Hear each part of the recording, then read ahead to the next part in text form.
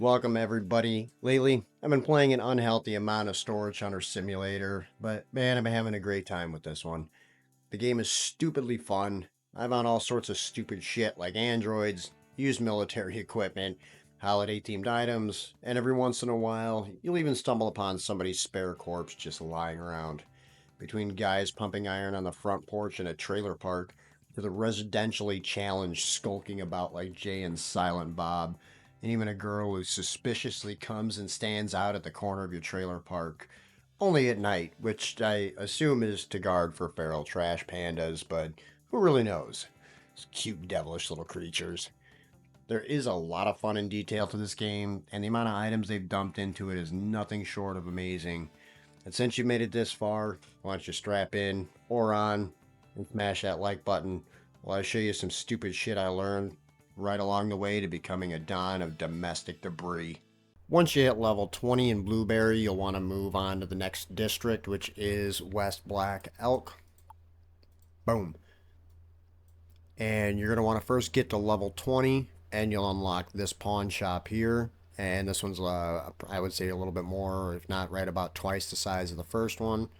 And then you're going to want to work your way up to level 30, and you'll unlock this car dealership where you'll get the highest tier of the vehicles unlocked. Obviously, there you can see there's the starter one. There's a little old Betty right there. But then you can unlock the box truck, which this is 20 grand, and this is what I use. This one was, I believe, 45 grand. I really like this one. It's got a pretty decent top speed, pretty decent handling, and obviously you can hold a just massive ton of garbage in there. I've probably, I think, at most fit maybe 4 storage units into the back of this thing, which is not too bad. From there, you're going to want to go to East Black Elk, and you're going to want to get to level 20 to unlock this pawn shop here. Or 30, sorry, level 30 to unlock this pawn shop here. And then 35 obviously gets you to level 5. And the junkyard is really nice, and especially with this being the largest of the 3 pawn shops, and having the junkyard here, you get a lot out of those storage crates. I really like doing those, and been quite a few different times where I've gotten 3 level 5s in one day and been able to get them all in and get them all ready for the next day. Dump them all off in the pawn shop here.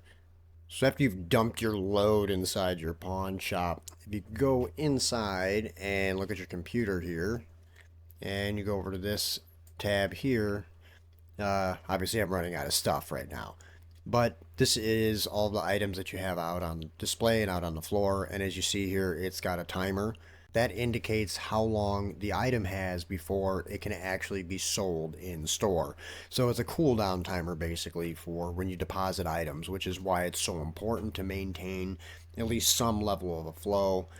This was a legendary item. Obviously, it's got a much higher, cooldown timer on it than the rare weight bench that's there.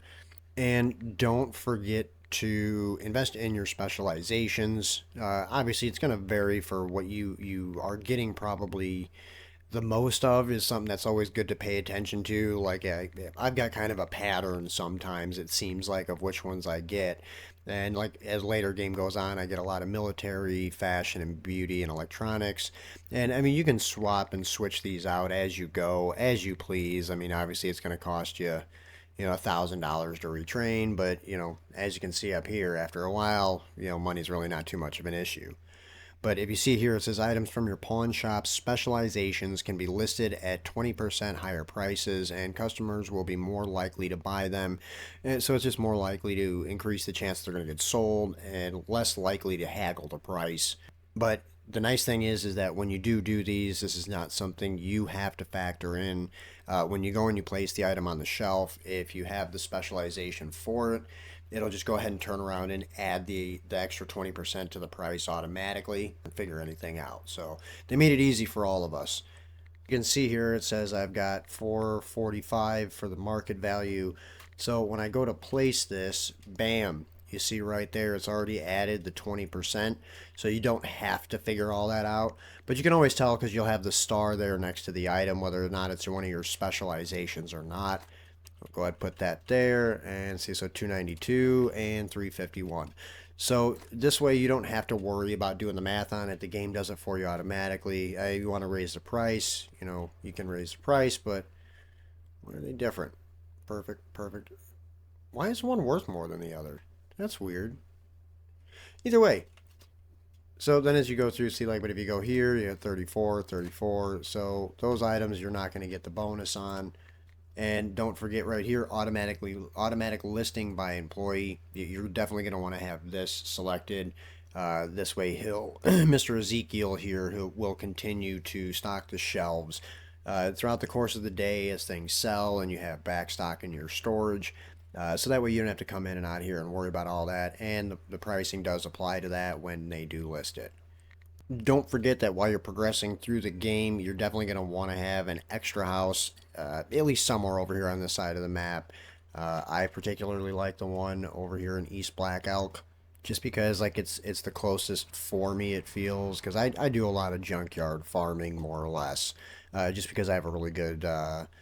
Those are really this one's really good for keeping the pawn shop stocked. We'll get into the blind auctions. These are actually really good for collector items. But I really do farm a lot of the junkyard, so having this storage here is really nice in case I do ever get into a point where between the blind auction and junkyard, you know, this obviously, as you can see, is almost, well, it's not right in the middle, you know, that'd be here, but it's close enough. But I like this one just because this covers the two of my most farmed areas in the game as far as end game goes, or late game, whatever you want to consider that.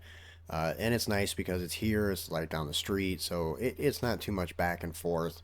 And this one's not bad either, but if I have to go out of my way to go here, was this what's in the box? I'm okay with that. It's still not too far of a drive off this way, especially since most of what I'm getting is in these two. Don't be afraid to buy the house, and it works just the same as the trailer. You know, you got your storage here. You can select your vehicles here, so it works just the same. So yes, so you get half price back. So this one was 45,000, and that was I still think that was 8,000. So this is a fun little thing that I discovered. Well, I can't say I directly discovered it. I found this, I think, on Steam or Reddit. I don't remember exactly where I've seen this, but over here, if you come back to Blueberry and you come right down here to where the diner is, and you got this roadblock here. So there's two things here that I want to show you because one of the trophies, if you're a trophy hunter, so there's 5 bottles that appear here every day that you can instantly sell to get the instant sell trophies. I mean, it's not gonna make a huge. Well, yeah, I guess it will. It's 5 extra every day, so I mean that's a good thing. But if you notice in here, there's a sleeping bag, and that's in this pipe right here behind the roadblock, right across from the diner. But it's time to go to do it anyways. But if you go to sleep here, this is actually a hidden trophy in the game that you can get. See how horrible I did? Yeah, look at that. Made 25 bucks. So, yep. So see here, 1, 2, 3, 4. Oh, we only got 4. But either way, every day when you spawn in, oh, hey, there's a bag of garbage there. There's always garbage here that you can pick up and sell. But yeah, so you get instant sales here every day that respawn, and then you got the secret sleeping bag that's inside the pipe. That's a hidden trophy. So upgrading your tools is going to be insanely important in this game. It's going to be one of the more important things to do. It's 25,000 to go from level 3 to level 4 for each. As obviously you can see here, I got both of mine are max level. I'm going to argue and say that I feel like the fixing tool is a little bit more important to get to level 4 first. Just simply because, like, I mean, I run into legendaries, but a little bit more end game. I mean, up until 4, it's not too common. But you're going to get a lot of uniques, so that's going to be good enough for level 3.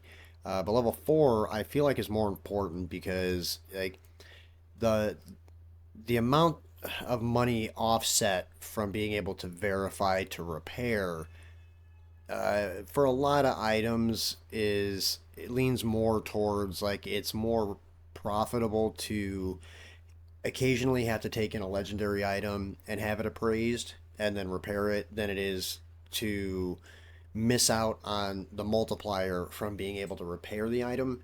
And I'll show you here. So like I've got two here, a legendary and a unique. Both are broken, and a level 4 is going to be able to take it from. I mean, was it level 2 is going to be bad, level 3 is going to be normal, and then level 4 will turn it perfect. And each one of those levels obviously is going to have a direct multiplier to the market value of the item. And if you get it from broken to perfect, it multiplies it by 3. So you triple the value of your item.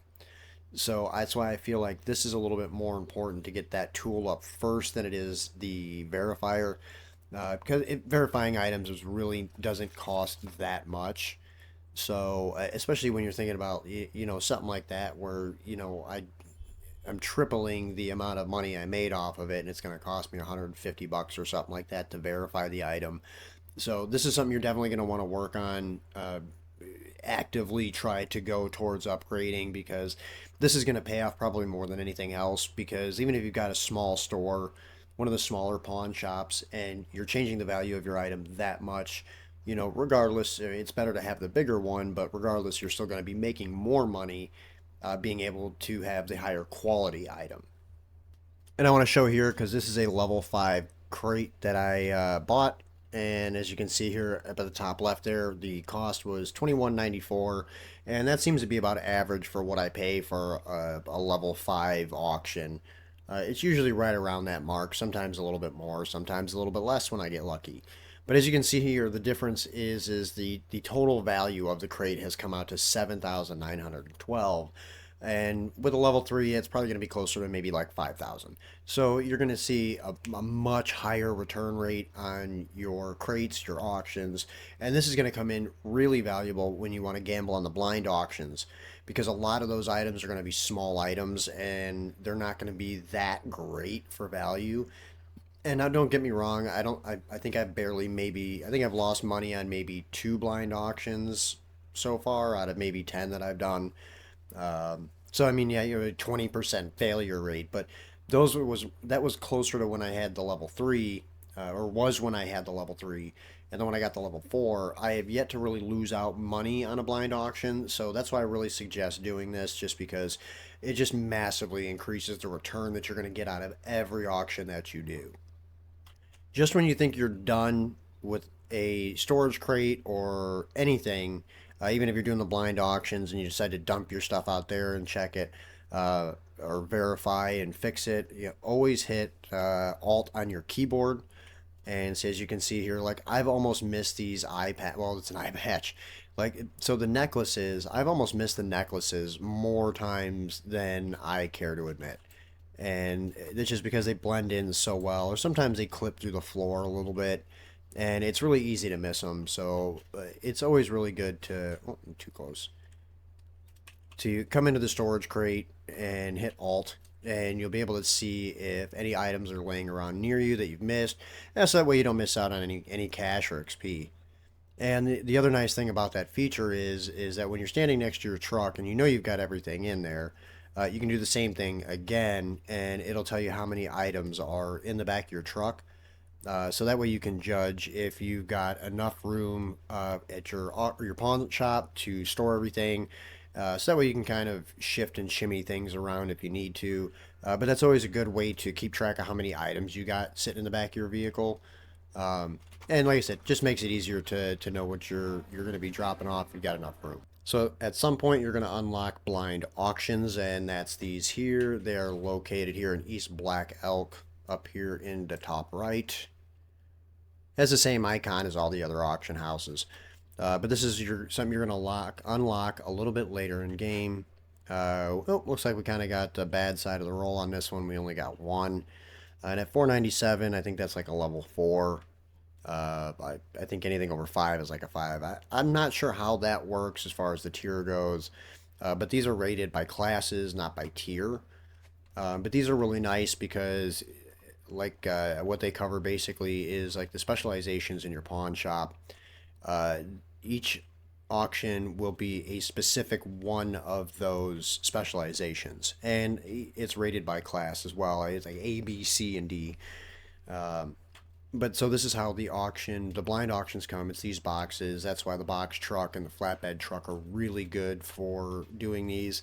It's nice when you get one with like 4 in it because you can really bank on that. And it's also why it's important to have your fixing tool up at max, because these are really hit or miss. That's why they're blind auctions, and that's the best way to maximize your profits out of it.